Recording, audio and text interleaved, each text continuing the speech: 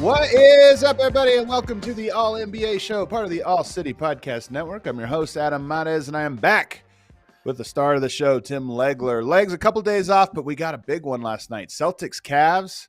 Very interested to hear what you have to say about that. How are you doing today?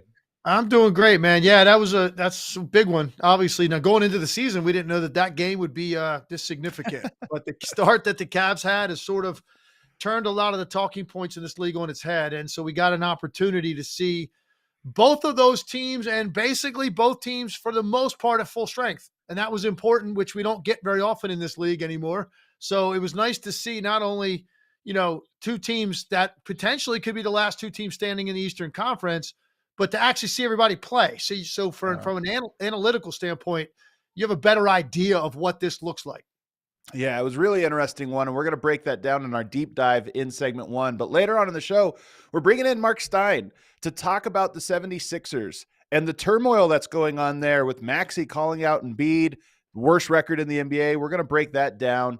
And then later on, three players have really stood out over this last week to me: Franz Wagner, Dalton, Knecht, Jakob Poeltl. We're going to talk about all three of those guys because they all did something very, very special this week statistically, and we'll get into it. But the marquee game really of the week was the undefeated Cleveland Cavaliers at 15-0 going into the Garden to challenge Boston and coming up just a little bit short. This was a weird one, Legs, because Boston threw two haymakers in this game. They opened up a big lead early. Cavs fought all the way back. They opened up another big lead in the second half. Cavs fought all the way back once again, which really impressed me because the Celtics can go on runs and the Cavs were able to respond both times, but ultimately they came up short. So what stood out to you the most about that matchup? Yeah, I think you're leading me right down the path that I wanted to start out on, which is, look, they lost the game. Boston played very, very well. And there are times that it almost looks like Boston just does whatever they want offensively to every team in this league because they're that complete. But the thing I'm taking from this game is a couple things from Cleveland's standpoint. You're right. They got absolutely rocked with the biggest punch that Boston can throw.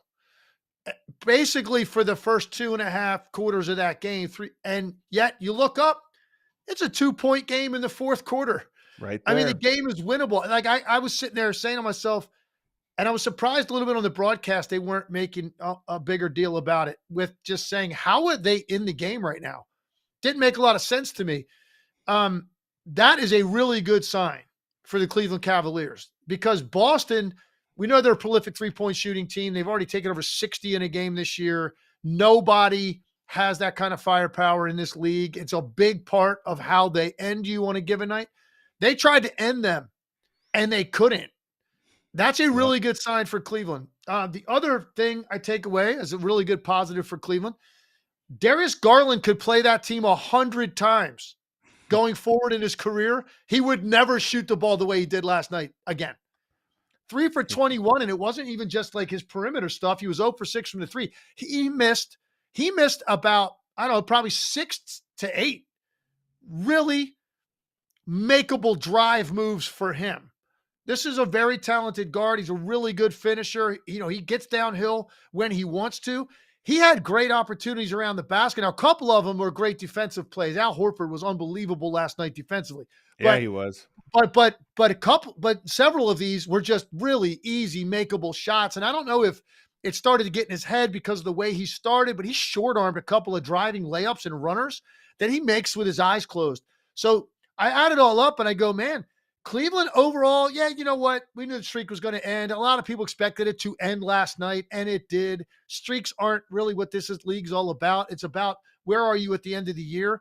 And this is a really good sign for Cleveland that they took that kind of punch from Boston and they didn't go away, and they come within really, a basket of making this a winnable game in the late fourth quarter with Darius Garland going 3 for 21. Yeah. I think that's really positive for Kenny Atkinson and this group when they look at it. The rest of the team shot 60% against this defense. 60% from the field. That's what Cleveland shot against them outside of Darius Garland. So a lot to take away from this if you're the Cavs, man. This start is legit. They're clearly a contender in the Eastern Conference, and they showed last night they can go toe-to-toe with Boston, even when Boston, here's the opening bell and comes out and throws some Mike Tyson left hooks. Not the Mike Tyson from the other night, by the way. I'm talking about the Mike Tyson. Yeah, I'm talking about the Mike Tyson from the 90s, right, that we remember, okay? Not the Mike Tyson from Friday night. And they took it right on the chin, and then they came back firing, and then they went on a run of their own, and they made it a winnable game on the road. Pretty impressive. Yeah. I think this is a rare example of a game where both teams should probably feel good walking out of it. I mean, of course, Boston got the win, and I think Boston should feel good about this because you handed them the first loss. There's something psychological about the reigning champs handing the up-and-comers their first loss. Like, hey, you're doing well, but you still have another mountain to climb. I think there's something to that. So they should feel good about it, and we'll talk about the Celtics, I think, second here. We'll start with the Cavs, but I think that they are really showing their ability to play in their own rhythm, despite the circumstances, really, really effectively, really, really well. So we'll talk about that in a second. But the Cavs, I think you should feel good too, to all the points you made. But I am not so sure I dismiss the Darius Garland game as much as you are. 3 of 21, 0 of 6 from 3. That's probably an outlier. But I actually thought he looked small last night, and he looked affected by the physicality and the size of the Celtics. And when I look at Garland, that's one of the things you're always going to wonder is, what does he look like if he's not going to outquick the perimeter defense? And last night, Drew Holiday, all the guys they can throw at you have size and foot speed to keep up with you. I just thought that maybe that wasn't such a coincidence, that maybe Garland, that's going to be his toughest matchup in the Eastern Conference. Oh, man. I don't know that I agree with you. I'm looking at this play-by-play from Darius Garland last night, and then just in the context of what he is as a player and watching him all year and throughout his career, really. I think if we went back and analyzed all of the misses outside of the ones that were blocked, because if to that point, you're right. I mean, there were a couple times that, and I think that surprised him even, that Al Horford got him twice, and Al Horford, in important moments, Al Horford, I think that shocked Darius Garland that he still had that kind of bounce and that kind of lateral quickness to get to a couple of those plays. It's one thing if Porzingis is back there, Darius Garland knows that he's not going to get those off, but it's Al Horford. He's, pushing 40 and still back there, undersized center, and he's making plays like that at the rim. He was incredible. But outside of those, I think if we went back and looked at all of his missed shots and just strung them together one after another, I think you're going to feel more like, wow, Darius Garland had a rough night of his own doing, because I thought he was getting to the spots. I thought he did look like he was pressing to get the ball to go in. So I think that would be a fair thing to kind of scrutinize. Well, why was he pressing? This was a big game, biggest game they've had this year. All of a sudden they've got a national profile. People are talking about the Cavs. You get this big test and you play like that. Does that say something? That'd be a fair conversation. Physically getting to his spots, I felt like he was getting to his spots. I couldn't believe actually some of the balls that he missed on floaters or runners that he likes to get up off the glass, or he likes to shoot the soft floater over the front of the rim. He just wasn't getting the ball to the spot he needed to. And I was surprised by that because I thought that he was getting to places he needed to get to. Another guy I kind of want to get your opinion on that's been interesting this entire season is Jerome. The guy gets points pretty quickly. Like when he plays, I think about 18 minutes a game, 10 points a game. He gets out there and he gets shots up. He makes them, but he can also do some other stuff. Like he has a little bit of a dynamic offensive game to him. And I thought last night he obviously made an impact as well. So what have you seen from him? They have a bunch of guys that are contributing that I don't think you would have expected to contribute to the degree that they are. And he's one of them. What do you make of his game? Yeah, he's had it's a real renaissance of his career. I mean, Ty Jerome, I loved him in college, but I didn't know what his NBA long-term prospects were. And he's sort of bounced around. He hasn't had a ton of consistent playing time, or maybe played for a coach or a team that really believed in him as an all-around player.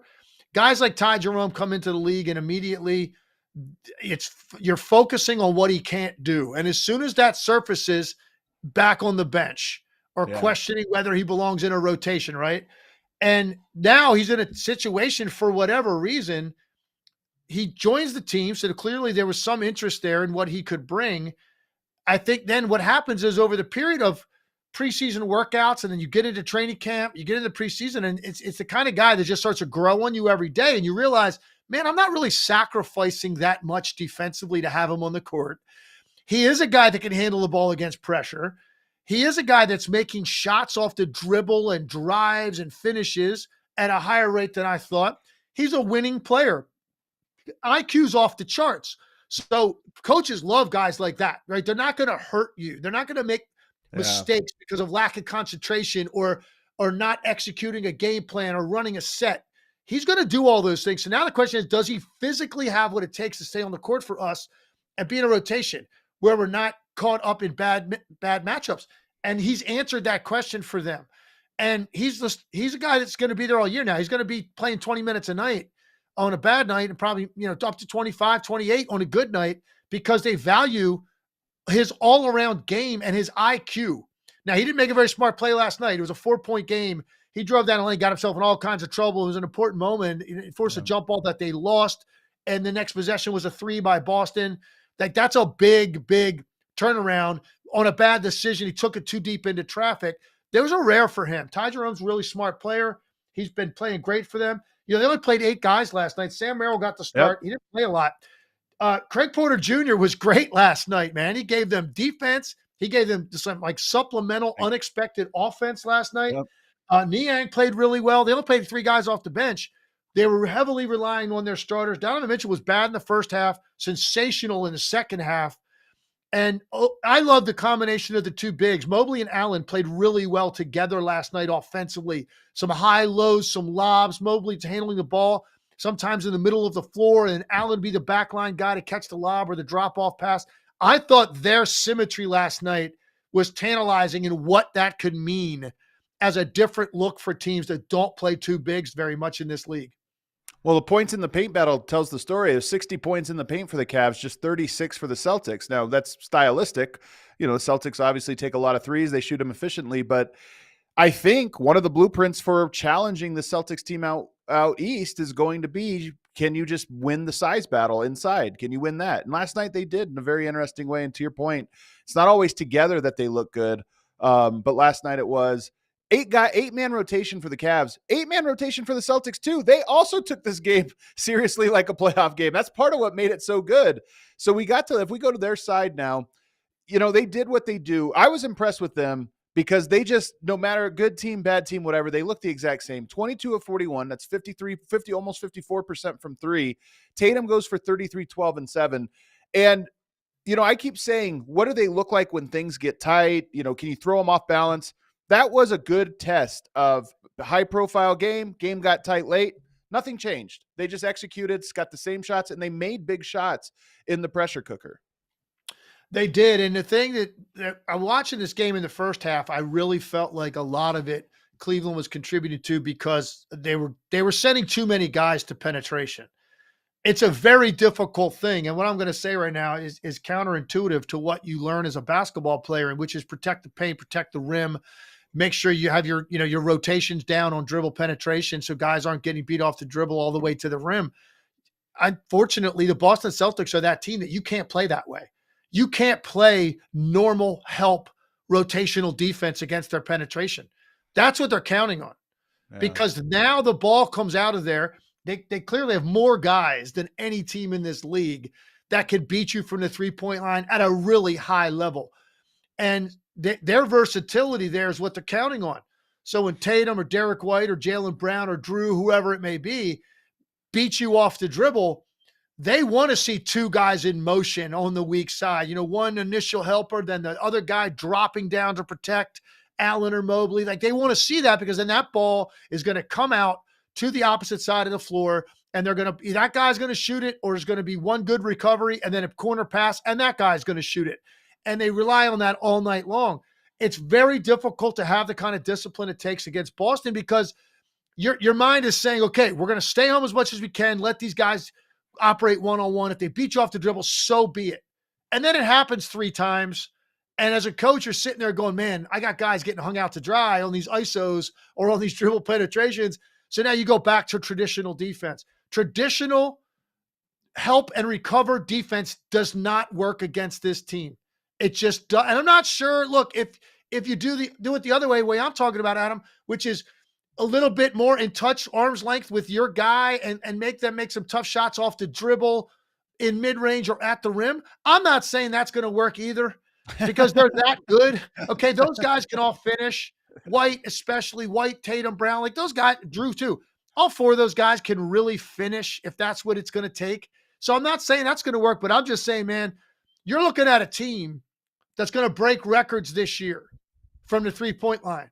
So ask yourself, how do you want to go down against them if you're going to go down? And I think that was the first half. Second half, Boston was better about now attacking the guy that was closest to them and getting into the paint, getting all the way to the rim. So you saw full display last night what Boston's capable of offensively. And I'm just saying, hey, 2s and free throws are probably not going to beat you when you play the Boston Celtics.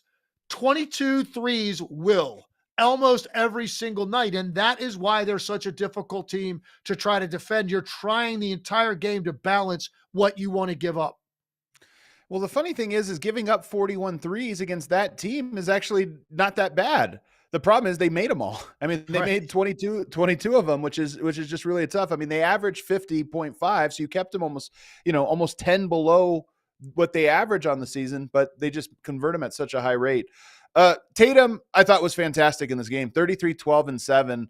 He did have 4 turnovers, but also 2 steals, and he was 6 of 10 from the three-point line. And he's been hitting his 3 obviously at a higher clip this year. We know that he kind of went through a little bit of a funk over the summer and late last year, but he's hitting them at a high rate this year. Yeah. And he's had a string of games now in the clutch where he's made some really big time shots. So what are you seeing from him so far this season that maybe is different or just slightly better than what you saw last year? I don't think there's anything we're seeing out of Jason Tatum we haven't seen before. He looks really comfortable, and he'll go through a couple stretches of season. Hopefully for Boston, one of those won't be in the postseason, where he looks a little bit less comfortable with his jump shot in particular. For the most part, Jason Tatum kind of looks the same to me every night. He has for a long time. And when he's in rhythm and got it going, there's not really an answer for him because he's got such great command of the dribble now that he just works you. And then he's 6'10", 6'9", 6'10", man, with a lean back, high release. Like he can get any shot he wants. He finishes with power. He can catch and shoot. He can do the stuff I'm talking about off the dribble. So there's no weakness in his game. It's just been the only time we question Jason Tatum has been if there's been a big spot and he's had a hard time making jump shots. Right. Look, last night there's not a lot of big spots for this team in the regular season. There aren't going to be a lot for Boston. There just aren't. This was one. And he had 33 points, 11 for 22, was very aggressive, was clearly the best offensive player on the floor for Boston. So to be honest with you, I didn't see a lot different. All I saw was a version of Jason Tatum that we've seen many times when he's at his best. And he was sensational last night. He did it every which way you can. 12 boards, 7 dimes. Like he controlled the game for them and then finished it off with great shot making. And by the way, he was coming off a game against Toronto where he hit the game winner in the clutch in overtime. So he's doing it pretty consistently. The last thing I have on this game that was interesting is Cleveland is big, so you want to know who's Boston going to play. Last night, it was not Luke Cornett, who, by the way, I believe they played him when they played the Cavs last year and tried to go big. He's so tall. He's not necessarily a big player, but at least he's tall and can do some tall person stuff. But last night, it was Queta. They give 16 minutes to Queta. Now, he was a minus 15 in those 16 minutes, but I at least thought that decision was interesting that they went that was the rotation they went with, going with an 8-man rotation and going with him specifically. Yeah, he's been really impressing them, and you're starting to see more and more that's where they're going to. I think they're just an athletic component, an offensive rebounding component that they really like that he gives them. He had three of his 4 rebounds last night were offensive. His wingspan and reach are more imposing. He's been out there quite a bit this year when they've made runs. Like, he's been on the floor when good things have happened. He's become a crowd favorite at home. People really react to that. There's something to be said for that. The Bobby Portises of the world and guys like that do stuff at home. Peyton Pritchard's getting into that category now with Boston. You're starting to see a lot of 11 jerseys in the crowd. Like, those guys doing stuff, it just matters more than just whatever it may be, a bucket, a rebound, or an assist. It means more when they do it. And he's starting to become that. You're starting to see him on the floor more and more when they go on these runs. So here's one thing I will say. You're right about the size thing. So Boston last year, if you think about their run in the playoffs, they did not see Jared Allen. He was out against them in the first round. They did, or in the second round. They did not see Embiid because somebody else took care of that. They did not see Giannis. So you look at the three really big imposing forces, and I'm putting Allen in the same categories as Embiid and Giannis, just from the standpoint of how critical he is to Cleveland. He's good though. Yeah, he's a huge factor for them. The one team they did get with their big is Miami, and Bam's undersized. It's not the same. So they did avoid a lot of that size in the East. Last night, they got a taste of Cleveland at full strength with two bigs, and I thought those two bigs presented some problems for Boston.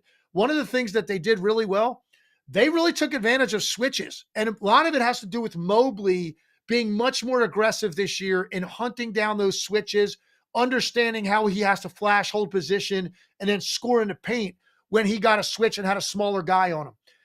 So this is a different element that potentially Boston could see down the road in a best of 7 they did not have to deal with a year ago. And it was interesting to watch because I thought Cleveland, one of the few teams in this league that plays two guys 6'11" and up, they definitely presented some problems for Boston in terms of matching up with them. And that's something to look at going forward. It was a really good matchup. It was really fun. And now it's funny because the Cavs 15-0 had a 3-game lead on Boston. Now it's 2, and they got one. They got one on them. So that'll make for a good conversation. You mentioned Joel Embiid though.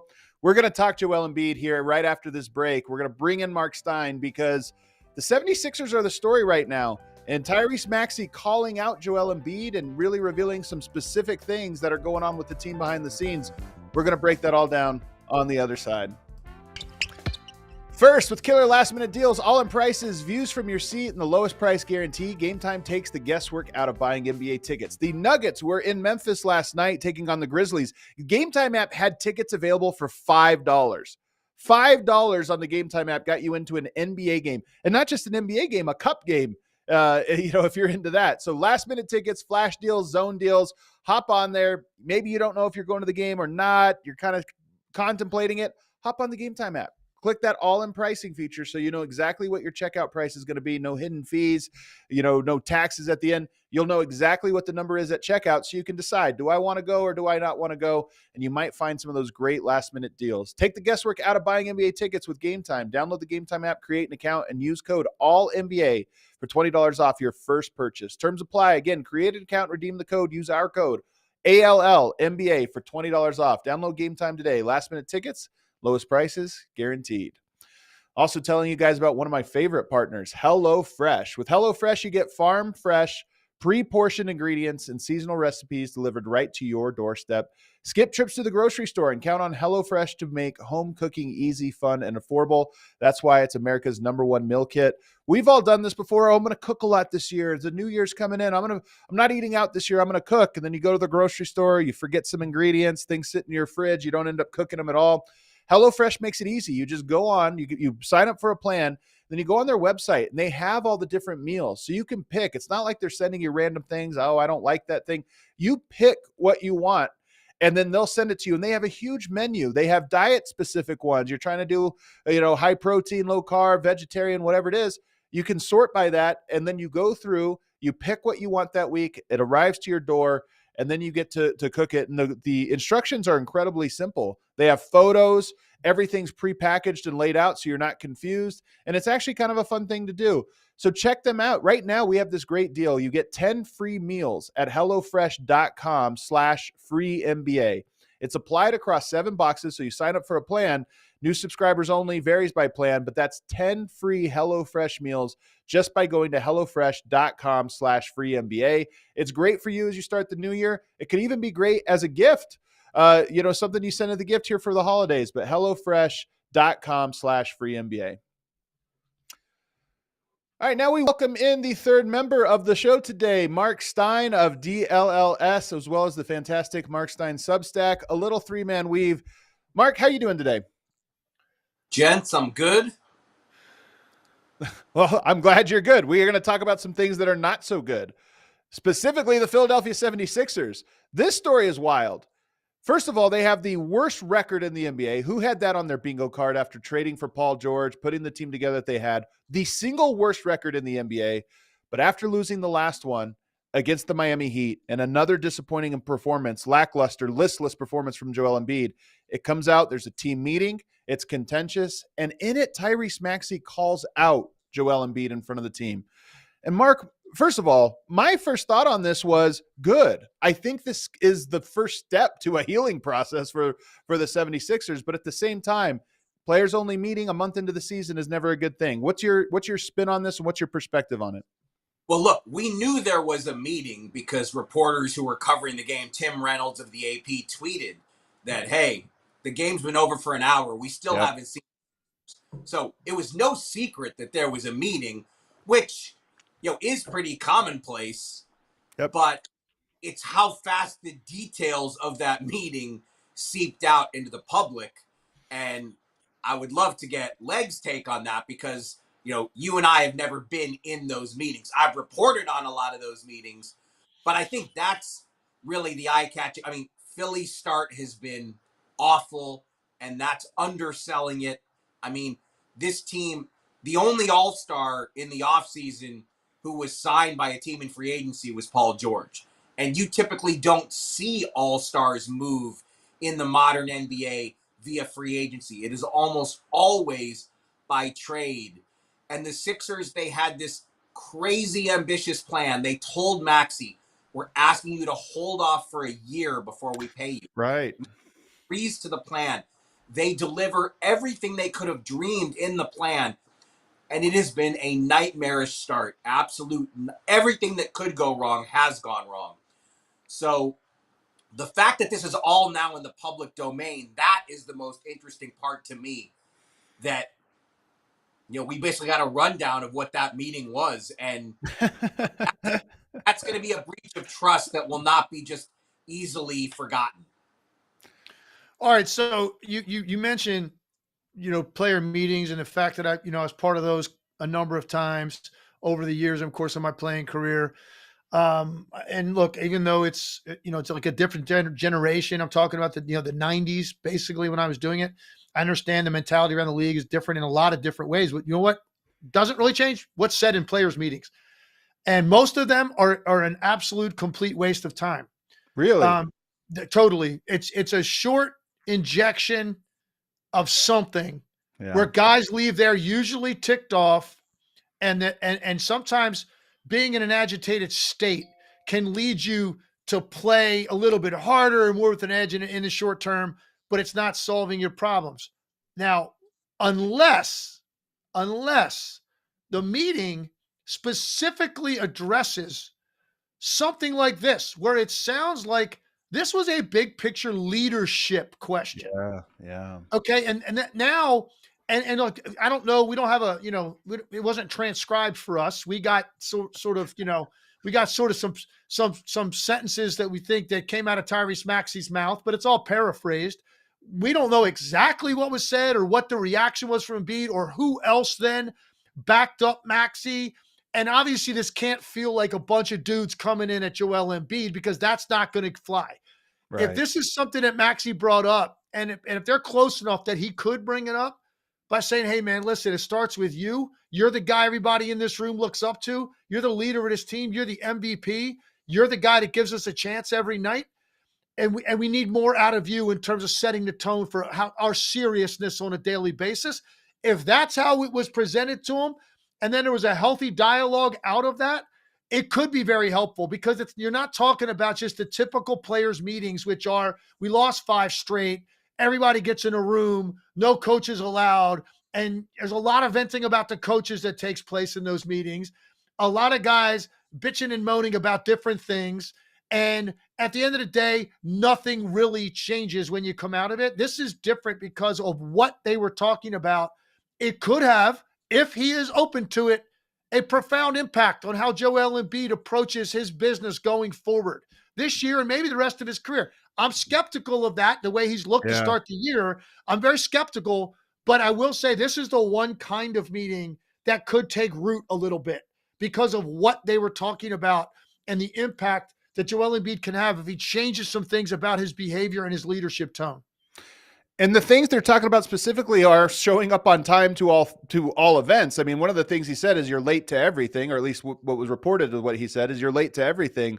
But I'm curious, Mark, is that the reputation of Embiid? Because I know there's been some things about, personality and leadership, this or that, but this seems like a big knock on him. Is this something that around the league is sort of, you've heard a lot about Embiid being late and maybe even acting entitled, as some of his responsibilities? No, not really. I mean, I would say, look, the lateness, yes. I mean, the late issues, that kind of chatter has been out there, but Joel Embiid could be the first one to the next film session. The real issues are on the floor.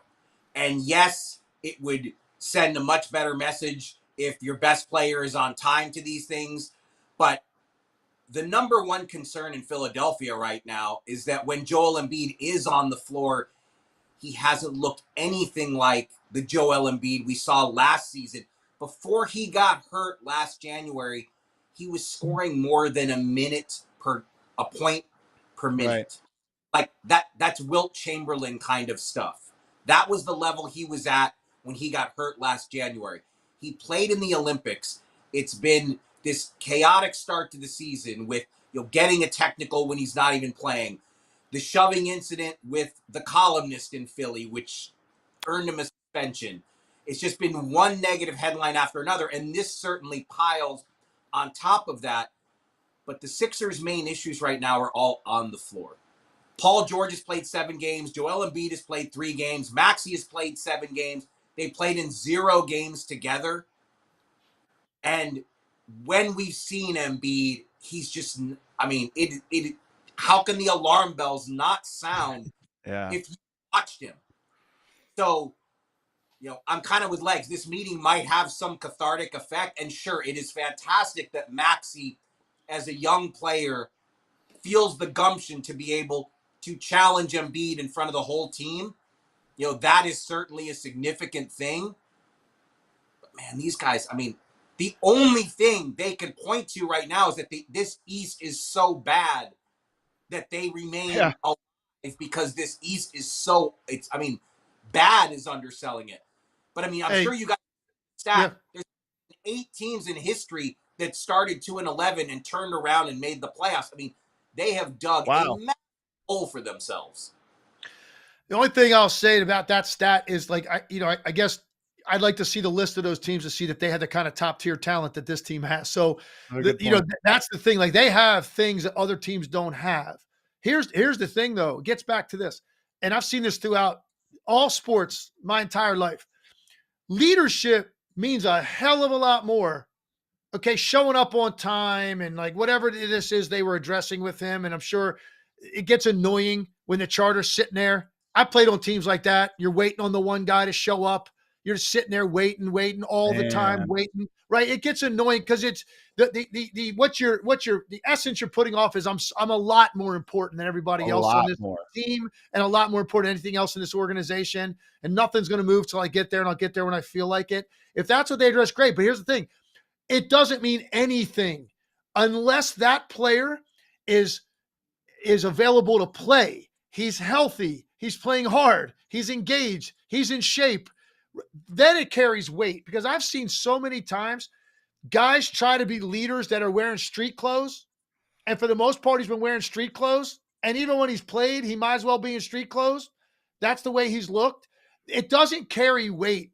Guys kind of roll their eyes if you try to be a leader in that situation. So, and he's not the most vocal guy anyway when he's sitting there in street clothes. he kind of sits there all the way at the end of the bench, or he's back in the locker room. You barely see him the nights he's not playing. Some guys are very present when they're in street clothes. It's a little bit more vocal. He's not like that anyway. But I can tell you this, whatever he does try to change isn't going to matter until he starts, to Marc's point, he starts delivering on the court and looking like a guy that's showing up trying to lead a team to a title. And that's all that city cares about now. And so that's what we got to wait for, man. Is he going to get there? The scary thing for Paul George is he's off to a terrible start shooting the ball. He's got 5 of his 7 games he's played have been on the road, which is a far easier place to live if you're shooting poorly. If you're a Philadelphia 76er, he hasn't even really gotten through a home stretch. Wait till he's shooting poorly at home and they start losing games. Like, there's a lot here that's hanging on, you feel like, by a thread. It starts with Embiid getting healthy and being dominant again. Then the chips will fall into place. Until that happens, this is going to be a soap opera. Well, to your point, though, this is the thing, and I think Denver has run into a little bit of this as well, which is if you're playing poorly, if you're a star player playing poorly, it's easy to forgive when everyone knows, well, that guy's given everything he's got. He's leading the team. He's doing everything else.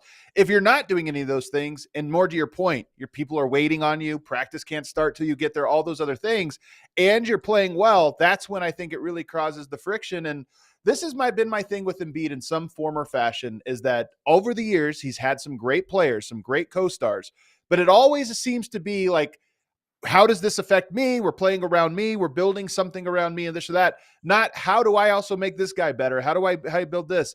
And this feels to me like all the culmination of these things, because now he might not be good enough. He might be injured or banged up. And now the team needs leadership from him, and he seems uninterested in paying it. Marc, do you see this getting better? So here's their schedule. At Memphis. Memphis is reeling right now. They're shorthanded. Brooklyn's feisty. I mean, there's no easy games in the NBA. Brooklyn's feisty, but not good. Clippers, Rockets, Detroit, Charlotte. They have some winnable games. So is this where they steady the ship here? Do you see that coming, or are you more skeptical? The players they have are too good for this to continue in this fashion, but they are not the only team that has faced adversity in this early season, and we've just seen much better responses from some other teams. Orlando lost Paolo Banchero. They were limited offensively with Paolo Banchero, who's like a top tier, top 15 player in the NBA now. They took a hit at first. They've won 5-6 games in a row, and they're missing a major part of their team. Milwaukee has gotten off to its own nightmare start. Yeah. But Giannis is trying to single-handedly drag them somewhere, and he's putting up monster numbers, and they've scratched out a few wins here. And I think the last time you and I got together on the DNVR part, we talked about Jokic, and the Nuggets got off to a really bad start that could have been 0-5 if they didn't pull out those overtime games in Brooklyn and Toronto. Yeah. And then they lost Gordon after that. Murray had a concussion, and Jokic just said, I'm going to go to a different place that nobody in this league can touch. Now, the argument Philly's going to say is, but our guys aren't even on the floor. Well, I mean, that's part of it. It starts with that big. I mean, they had a dream offseason. Literally, it was a year-long plan, and they got everything done that they wanted to not only put a big three together, but with the limited flexibility they had after that to make a slew of what we thought were good minimum signings too. And really, except for Jared McCain, who has been an amazing, Jared McCain and Dalton Knecht have been amazing as the 16th and 17th picks in a draft that everybody criticized. But outside of McCain, nobody's bringing it in Philly. Like, they've got to, what's the phrase? They got to participate in their own rescue. I mean, it is long since time for those three main guys to step up. I think Maxey's going to be back soon, so that will obviously make a difference. But, Legs brings up a great point about Paul George. That was one of the questions when Paul George wanted to go from Clipperland, where the Clippers are perennially overlooked. It is not a pressure cooker situation. Not how is he going to react in Philly, where the fans are as demanding as it gets? And it's a great question, and we're going to get our answer here soon. Legs, you're plugged into Philly. How are they handling this? Oh man, it's brutal. It is brutal. Now, it's funny that town is interesting because these sports seasons overlap. They were ready to burn the city. They were ready to burn the city to the ground over the way the Philly season ended. Okay. And then you go, okay, but hey, listen, NBA is right around the corner. We added Paul George. We got a championship caliber team. Let's see what happens. They get out of the gate at the same time the Eagles are struggling to start the year. Oh, no. Right? Sirianni's getting killed on a daily basis, and right. they're killing Embiid. Right? So the whole thing's ready to blow up. And then what happens? The Eagles get hot. And so right now, people, they're upset. They're disgusted. But they also know it's an 82-game season. And let's get back to me later when these guys are healthy. Right now, let's focus on the Eagles. So that's really where the city's pulse is. But I want you guys to think about something. They're 2-12. And believe it or not, it could be a whole lot worse. The only 2 games they have won, they won in overtime. Overtime wins. Okay, so Brandon Miller missed a 3, a good look at a 3 in the Charlotte game, or they probably win that game. And the Indiana game, Tyrese Halliburton misses 2 free throws late in the game, or that game probably goes to a second overtime, and then who knows? They could be 0-14. I mean, they're literally a couple of possessions away from being 0-14. And now you'd have, well, wait a second. We're talking like the Pistons of last year with Embiid, Maxey, and Paul George on the team. That's right. They couldn't win. As bad as it's been, it's actually worse than even 2-12. So, but right now, fortunately for them, the Eagles have gotten hot and people have kind of turned their attention away from the Sixers, and we'll get back to them when those guys are all healthy. That's absolutely insane. Well, I guess we get our first look at it tonight, 76ers at Grizzlies. So this is the response game, and I feel like we might learn a lot. 2-11, even in the East, you can always climb out or whatever, but 2-11, you're at the threshold. You're almost at the point where the season's going to be away from you. So tonight, to me, sneaky huge game, and I have a feeling we'll be talking about it tomorrow. The last one I have for both of you guys, and I'll start with you, Mark. The Golden State Warriors are 10-3. They are 8-2 in their last 10 games. The Lakers are 10-4. They're on a 6-game win streak that ties for the best in the NBA. Both of those teams sit at the top of the Western Conference here a month into the season. Neither one of them were on my bingo card. Which one impresses you the most? Which one surprises you the most? And which one of those 2 teams do you think has the staying power to stay at top all year? Well, look, when we're going to evaluate the Lakers, and they've gotten off to this win streak, they've won 6 in a row. Dalton Knecht last night, out of body experience as a rookie. I don't know that anyone was projecting him to have a 9-3 game in his first month as a pro. Yeah, maybe that guy over there might have been, but yeah. I mean, 9 threes. I mean, 9 threes is a lot for a rookie. All in a row, too. Listen, I would have, if you'd have asked me before the season, will Dalton Knecht have 9 made threes in the first month of the season? I would have said, hell no. But if you told me that Dalton Knecht would be starting and playing a significant role for them offensively, I would have said, yeah, I can see that, because I thought he was that important and that talented and that NBA ready. And I don't know what was going on there early in the year. I'm not sure they even knew exactly how to use him.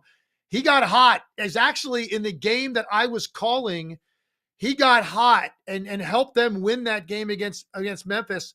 A little heater he went on, cut the deficit, and LeBron and AD closed the deal. It started that night. Now it's continued. I think this guy's good to go for the rest of the year. He's going to be a real impactful player. So I did see that, Mark. 9 threes, you're right. I mean, who's going to predict that out of a rookie? I mean, I would say this. The Lakers have a higher ceiling because LeBron and AD look as good as they did in the Olympics. And what LeBron, I mean, we can talk about, we always talk about what LeBron is doing at his age is ridiculous and unprecedented. But AD has been as good a two-way player as there is on the NBA map right now. And as long as that continues with LeBron, facilitating the way he is, and the Dalton Knecht emergence is so huge for them because the Lakers had so little maneuverability to do anything to their roster. To get a rookie to contribute the way he is, you can't. I mean, that is just a huge bonus for a team that wanted to make moves in the offseason and just couldn't. They just had no flexibility to really do anything.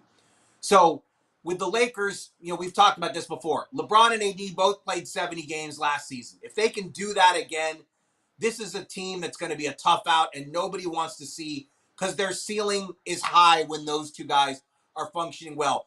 But I love what the Warriors have done, because they position themselves to be good in the short term. I don't know if they're as good as they look now in the standings. I don't know if they can stay that high, but they have a very deep team. They have many more defenders than they did before. Steve Kerr likes coaching this group, but the biggest thing is Stephen Curry, he's happy with where they are now, and he's not going to the front office saying, I'm 36, I need a second star right now. Stephen Curry's like, we'll play with this team as it is. We're going to do some good things, and when that big move arises and you guys jump on it, that'll be fantastic too. Like, it is such a great position for the Warriors to be in, to have a superstar who leads the way Steph does, sets the tone he does. His teammates love him. I mean, the atmosphere the Warriors play with, you compare it to what's going on in Philly right now, and it couldn't be too more opposite just in terms of team atmosphere. But the Warriors are, we know they went after Paul George. We know they went after Lauri Markkanen, and we know they're going to they are going to be active to try to get Steph an all-star. But in the short term, with the way the team's constructed and with the way injuries have been so rampant early, Golden State, with all that depth, they've really positioned themselves well to be a dangerous team this season. Real quick thought on both of these teams, guys. So, and again, it's your perspective is different sometimes when you sit there and see it courtside, like I did Friday night, and they played Memphis as well. This is a team that has surprised me. I was high on them coming out of camp because I said something felt different. They felt fresh. They looked renewed. I didn't think they'd be this good defensively. With playing the guys that they're playing, and as small as they are sometimes, I didn't think they could get back to that level. They were top 5 most of those years, if not all of those years. They won championships. Like, it was a big part of their identity defensively. Yep. And now they're back again, and they've been top 5 most of the year on both ends of the floor. The night I saw them, they scored 120 points, and Curry didn't really do anything offensively in that game, and they still scored 120. I was so impressed with their defensive speed and the way that they're swarming right now. They were incredible that night defensively. So I'm more surprised by the fact that they're 11-3. Like, I didn't know they could be that good. I felt good about them. I was still thinking that meant, hey, 6 through 8 range probably in the West. Now we got to wait and see. Some teams are not whole and gotten out of the gate slowly. Let's see what the West looks like by Christmas. You'll have a better idea. I'm more surprised by their record, not surprised that I'm impressed with them because I was during camp. The Lakers, listen, man, Dalton Knecht single-handedly has taken this team from a bottom 5 in the league 3-point shooting team to middle of the pack. They've literally jumped 10 spots in 3-point shooting numbers because of one guy. And I bring that up because it's that important to their team. LeBron and AD can still win most matchups in front of them every night. They still present incredible challenges. Defenses have to rotate to them in a way that they do few players in this league. If you have enough shooting around them, and by the way, Knecht's more than just spot-up shooter. That's why I liked him so much. Yep. And you're seeing some of that. He's that rare guy that can make 9 threes in a game with 5 dunks. It's a weird combination that he's bringing from a wing spot. That's what he's doing right now. He hasn't even come close to the stuff he's going to do offensively. He's that important to what they do that now that spot looking solidified and looking like, okay, because first 10 games, I was kind of like, or first 8 games, I was kind of like, I don't know exactly what Dalton Knecht's rookie year is going to look like now. Now I do know. And because of that, the Lakers, to me, much more legitimate and relevant than they were. And it's all because of one rookie. His shooting and scoring is that important to them and giving them consistent firepower. I didn't think they had enough. He gives them a chance. Then their defensive numbers are average. They're middle of the pack defensively any way you look at it. I know that JJ would like them to be better, especially in transition defense. That's something they're going to probably struggle with all year. But their offense could be so good if you add that extra shooting around LeBron and AD. Some nights it's not going to matter as much. 2 guys buying the Lakers then. I was interested. I thought maybe there would be a split here, but both guys, I think, a little bit higher on the Lakers. Marc, thank you so much for joining us. You can find him at DLLS. He's also got the fantastic Substack. Thank you so much for taking time and hopping on the show today. Be good, gents. See you soon. Thanks, Steiny. We'll see you. All right, to wrap up now, Legs, we kind of already started talking about a couple of these guys, but there's three players that I think deserve a little bit of a mention. Dalton Knecht, we'll start with him since we were talking about him, but he is shooting 64.5% from three over his last 5 games, and that is on 5 attempts per game. He's just on fire right now. He's getting them up at volume. And to your point, over 21 3-point field goal, 21 attempts in the last 4 games, 68%, just 200 minutes with LeBron so far. You said a lot about him, but I'll say the one part that I think is you didn't say that I think is really important. The Lakers need to have a lineup that you can believe in, like in the playoffs. Do they have a combo? Is there a punch that they can throw at you that you're going to believe in? Shooting was an issue. I think Dalton Knecht is for sure. I don't know if it's starting 5, whatever it is, but he is for sure in their most important 5. Because LeBron and Anthony Davis in the playoffs need a little spacing. And not only a little spacing, you want somebody that can do something with the ball when there's not spacing. So he catches it, but he's not fully open. He can put it on the floor and drive and keep the defense in rotation. So I look at it and I go, in some ways, they were a 3-headed monster with Reeves and obviously LeBron and AD. They might be a 4-headed monster to me now. Like that's how important he is he gives them a whole other layer to their offense that now I look at it and I go, that's the biggest piece for Dalton Knecht. Totally agree with you. And I think he should be a starter. He should be a starter the rest of the year. If he's not, you're talking about 14 minutes a game to 16 minutes that he's unavailable. Yeah. And that's the truth. You're right off the bat, you've shortened his game. Why would you shorten the game for Dalton Knecht when his shooting is that important to you? Look, defensively, he competes. He's a big, strong body. He's going to be learning, look, all rookies get taken to school and they commit fouls they shouldn't, and they don't, they don't get the benefit of the whistle, and they get attacked more often. So he's going to battle through that, and he's going to be fine because he's got the physical reach and athletic ability to be a good defender. And I think he cares enough. But his role on the other end of the floor is so important to this team. It helps you get off to good starts if he's on the floor, right? You get AD going, you get LeBron going, or he gets going. One of those 3, and then you still have Austin Reeves to deal with. Okay, who's your second most important ball handler. So I don't think you shrink the game for a guy like Knecht when his specific skill is that important to the balance of your offense. Like, why do it? Just because he's a rookie and you want to give, Cam Reddish or whoever else in that spot, some run? No, go with Knecht. He's unleashed now. He's not going to average 24 over very many 4-game stretches this year. He is a rookie. Let's remember that. But it shows you the kind of firepower he's capable of delivering for this team. And the reason is because he gets so much space. And look, he made some really tough contested deep shots last night, but the space that he's going to get because of who he's going to be paired with when he's on the floor with LeBron and AD, he's lethal. He is lethal. He's 21 for his last 31 from the 3. Yeah, I saw that exact number. Okay. I mean, I led the league in 3-point shooting. That's what I got paid to do. I'm sure I had a stretch in my career at some point, something like that. But this guy's a rookie. Yeah, he's right up.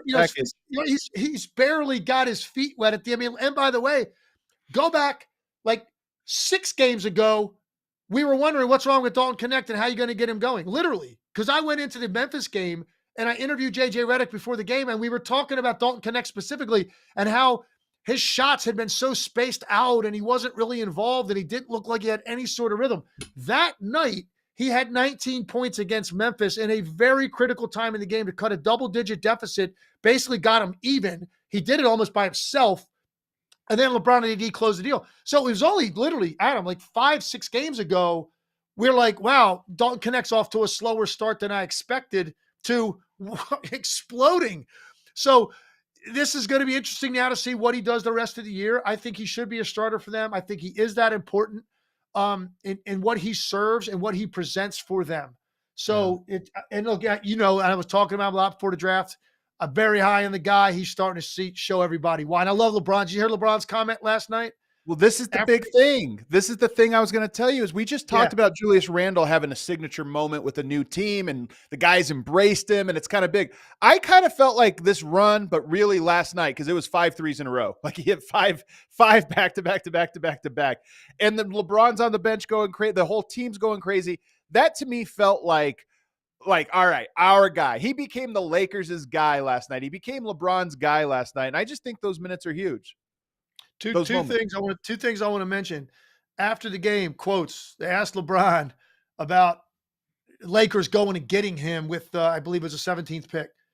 LeBron said, we didn't get him. He said 16 other teams messed up. Yeah. And he kind of had a laugh about it, right? So that's confidence builder for Dalton Knecht. Yeah. And then, the other thing I thought JJ Redick's post-game presser was intentional and it was smart. First question, obviously, about Dalton Knecht. And the first name out of his mouth? D'Angelo Russell. He goes, well, that stretch that he went on where he hit 5 threes in a row, whatever. He goes, that's all D'Lo. It's all D'Lo. He said they went into a zone and D'Lo got in gaps, got him some shots, and then D'Lo set the screen for the flare screen for him to get him, I think, the 4th or 5th one in that run. You don't think that's like very strategic because of what just happened with D'Angelo Russell, right? Like he felt like he got called out after a game for his defense. The next game he didn't start, and they were bringing D'Lo off the bench, still are. And look, this is a game in which D'Angelo Russell's stat line is 7 points, 5 assists. All right, this is a guy who's very capable of getting 20 on any given night. He had a very pedestrian stat line, and that's the first guy JJ Redick wanted to point out. Good leadership. Yeah, it is. It's making him understand. Hey, man. He also talked about a back line defensive play he made at the rim. And he said those things don't go unnoticed. That was a message to D'Angelo Russell, man. Keep him mentally bought in, even on a night when it's Dalton Knecht's night. Make sure I talk about this other veteran who is very important to us. I just thought it was smart. Now, there's one last thing I want to say about the Lakers because I want to keep things in perspective. People do need to understand. I talk about it all the time. Context. Schedule matters. Real quickly. Sure. 6-game winning streak. Let's just talk about it. Philly, they're a dumpster fire. That's their first win. Toronto, one of the bottom feeders in this league. They beat them by 20. I was at the Memphis game. Memphis is shorthanded without their starting backcourt, but they play really hard every night. That's not an easy win, but let's be honest. You're missing Ja Morant. So that kind of does matter when you talk about it. At San Antonio, tough win. They win it late. San Antonio, again, bottom feeder-ish type of team. At New Orleans, they've been a train wreck to start the year. And then Utah, one of the worst records in the league. So you do have to keep respect. I'm not trying to rain on anybody's parade. We just gave the Lakers all kinds of credit. I just said I think this Dalton Knecht thing changes the way I look at their team. And so they're going to be there, man, all year. But I do want to say, let's let them see a stretch like they have coming up, maybe a little more indicative. Orlando, they don't have Banchero, but they're a good team. Denver, at Phoenix, at San Antonio, Oklahoma City.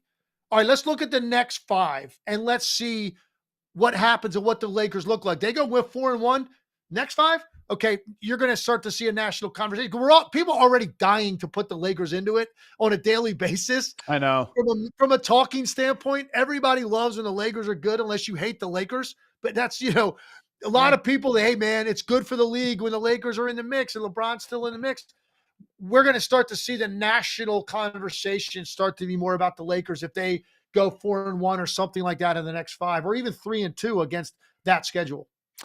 We went long on your guy, so we're going to have to go really short on mine, really, really short. But Franz Wagner right now, 2 weeks ago, Paolo Banchero, when he goes out, we try to look at silver linings, and we said this is an opportunity for Franz Wagner to get back into rhythm because he kind of been out of rhythm. Can he get back into it? Well, after losing 3 straight in the immediate aftermath of the injury, they've now won 6 straight, the Magic have, staying at the top of the Eastern Conference or near the top. And over that 6-game streak, 24, 6, and 6, 36% from 3. And I know 36% is not crazy, but that's the number he needs to hit. He's not a great 3-point shooter. He had a horrible year last year, had a tough summer shooting the 3. Over this stretch, he's gotten back to that 36% plateau, but more to the point, 24, 6, and 6 is a heck of a stat line for a player. And that's who he is to me. He's not a volume 30-point per game scorer. He's not crazy 10 assist guy. He just does a little bit of everything. And they have a nice groove. Anthony Black's also playing great, but they have a nice little groove going right now on a 6-game win streak. They do. And look, I agree with you. Franz Wagner is a really interesting player. Franz Wagner, if you remember how his season ended a year ago, had an epic, poor shooting performance in a game 7 against the Cleveland Cavaliers, right? And he's a young player. I don't remember exactly what it was. I'm going to say he was something like 2 for 16 or 1 for 15, like something epic in a game 7 on the road in a close game, by the way. So, so you just think about that psychologically. Now you come into this year and Banchero goes down and it gets dumped on your plate right away and you lose a few games. And it's like, man, is this guy good enough to drive the train? Now, again, it hasn't been murderer's row that they have faced. Doesn't matter, though. You're missing your best player. Wagner has really stepped up. An interesting number on him. Over that 6 games, 38 assists, 6 turnovers. Incredible, man. So you now, as a 6'10" guy handling the ball at the forward spot as your primary guy that you're running everything through, guys in that spot in this league that are taking 20 shots a night and everything runs through you, they're getting 2, 3, 4 turnovers every single night. The guy has had 6 turnovers in this stretch with 38 assists. That's over a 6-to-1 ratio. That's putting you in that Tyus Jones category that leads the league every year. That's how good he has been with his decision-making and his production. So we got to pat this guy on the back. I'm glad you brought him up. We're going to have to save Jakob Poeltl for another day. He's been playing great. I don't think that's going to slow down. So I think we'll have time to talk about him. I actually really like Jakob Poeltl, so we'll have to get to him another day. Yep. And Adam, I'm going to say this right now. I'm going to hold you to that because I can't think of too many times it was Jakob Poeltl's day.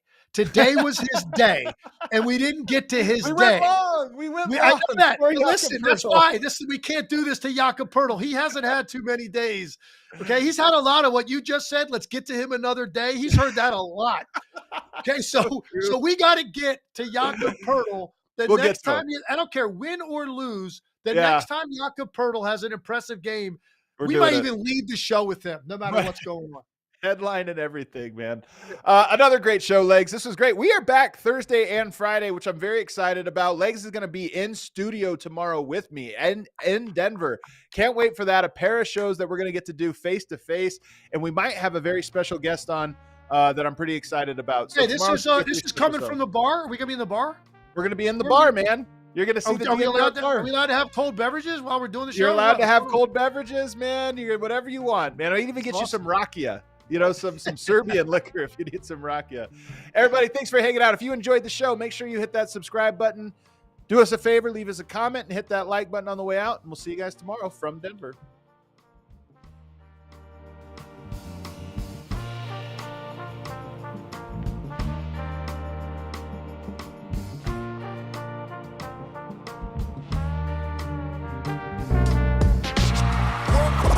We all silly like the mayor.